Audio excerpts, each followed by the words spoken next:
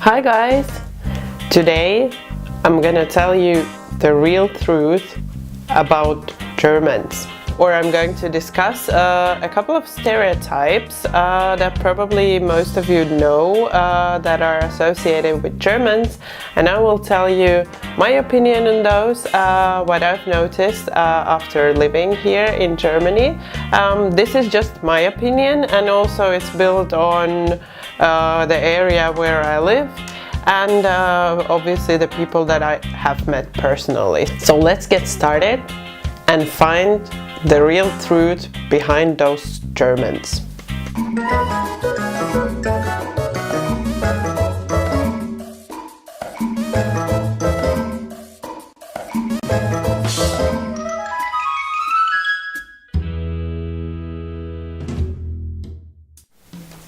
So I think the biggest stereotype about Germans is about the German language. And if I think about myself, and we go back to when I was on 3rd grade, I think, and I was choosing the language that I would be learning at school, and I could choose French and German. And of course I chose French because I thought, who wants to learn that German language? It's so rude, it sounds rude and harsh. And what happened then, I was left behind because there was no French group. Most of the people for some reason chose German, but I didn't want to learn German.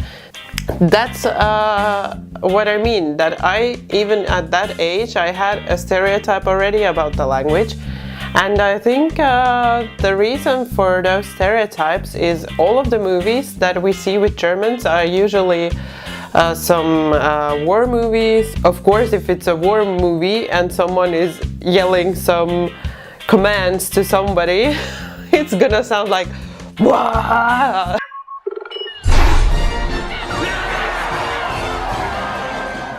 Any language sounds rude if it's yelling some commands to soldiers. Qui est le tordu qui a dit ça? Quelle est l'infecte petite folle perdue, l'espèce d'enculé de communiste qui vient de signer son arrêt de mort? And then the next sort of encounter with the German language for me was when I was studying in the UK. I have a really good friend, we are still really good friends with this girl from Germany who I met there in the UK, and she just surprised me, like she blew my mind away when she was talking with her boyfriend in our corridor, and I was just, I don't know, I was going past getting something from my room and I heard her speak, and I had to like stop and listen, and I was thinking that just cannot be German. I mean, it's so soft and it sounds so romantic and lovely, and it just doesn't sound like the typical German I would think. And then when she got back, I just asked her, were you speaking German there? And she said yes. And I just couldn't believe it. I mean, maybe it's just me and I'm a weirdo, but for me it was a real shock back then. And so now I've been living in Germany for almost 3 years. What I found really surprising was that for some of you it might be hard to understand because there is no such thing in English language and in, for example, in Finnish, and there is I think there are many languages that don't have this kind of suffix, I don't know, like this addition. Had to look it up because I didn't know this word in English. So it's diminutive endings used for smaller version of something, expressing cuteness, informality, or affection. In German there's this ending "chen" that you can use on like almost anything, on a mug, like Tässchen, Or you can use it on a name. So for example, my friends call me Lisa. You find something new about me. And then you can just say Lieschen. So it's kind of, you're making a cute version of the name. So it says something about the language, and that it's affectionate and soft when it has this kind of diminutive endings. And you have probably seen a lot of videos of people trying to pronounce German words, and or these comparison videos where all the other languages sound so beautiful and then German just sounds really rude. Butterfly. Schmetterling. And I've chosen one word from there, and I can also pronounce it like really angry. This word means butterfly, and you see, I can even pronounce it angry in English. I can say butterfly, and then I can say butterfly. The same way I can say Schmetterling, and then I can say Schmetterling. The difference is in how you pronounce the word and how you want to portray it. So I have to say, with the language stereotype, it's false, it's not true. So the next point is bureaucracy. I mean, in every country there are things that you kind of need to do, and you have to go through some governmental institutions to get your things done, but oh my god, it's crazy here. I've lived in Finland and I've lived in the UK, and now here in Germany it is horrible.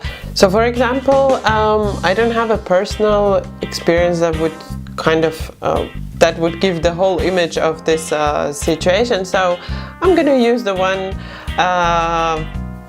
that my boyfriend had. So he's working in a school while studying, and for that he needed to get a piece of paper which basically proves that he has no criminal background. So what he needs to do for that, he needs to go to this governmental organization and tell them he needs this paper. Then they contact the police, which is going to... I got it wrong already.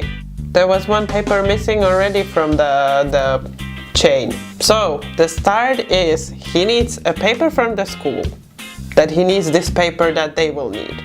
And then he takes this to the governmental organization. I am not gonna tell the names because it's gonna be difficult, blah blah, and ask them to get the paper from the police. So they contact the police, then they get the paper, they contact him, he needs to go back to them, get the paper, take it to the school sends it to the social organization thing, which takes care of all this schooling and teachers and stuff.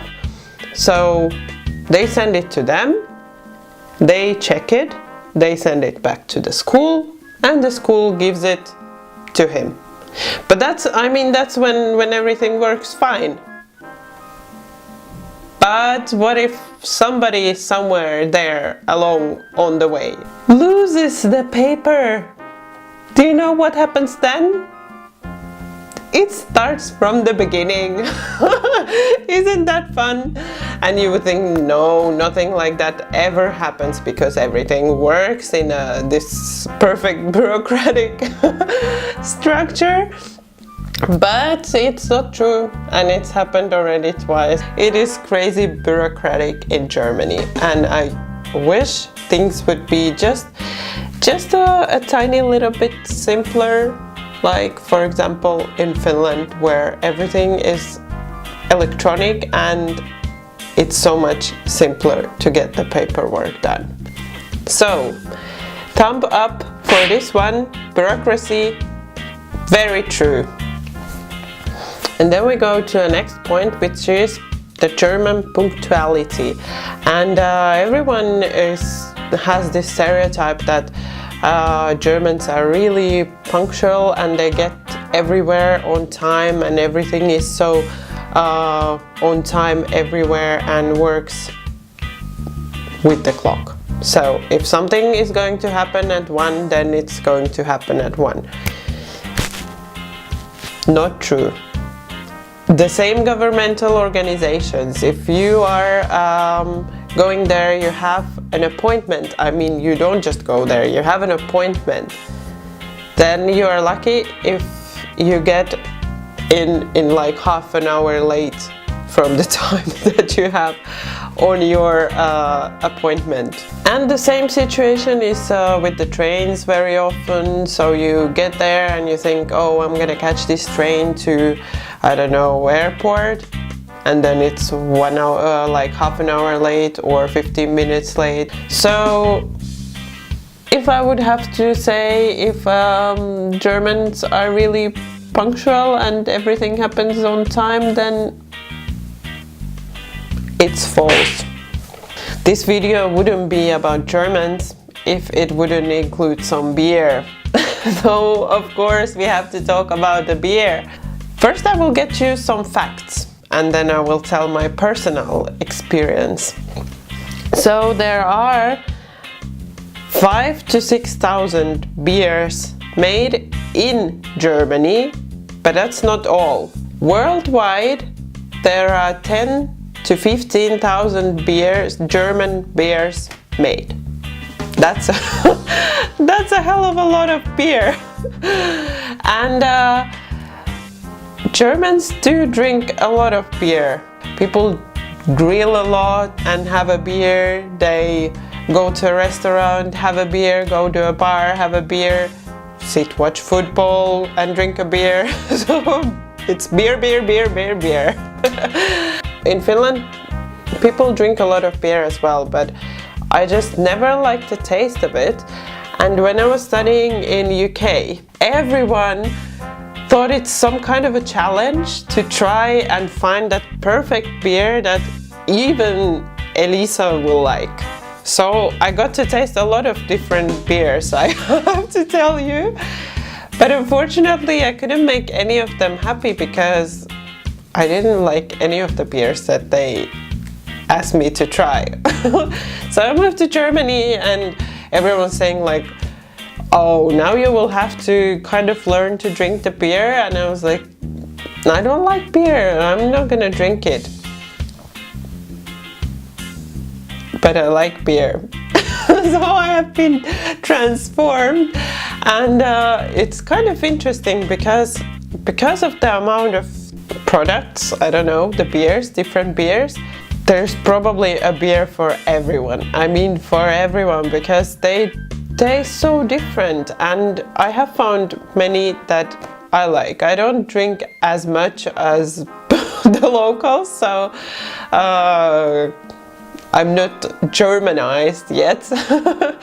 But I like the occasional beer with some grilled meat or something during the summer. So, true or false?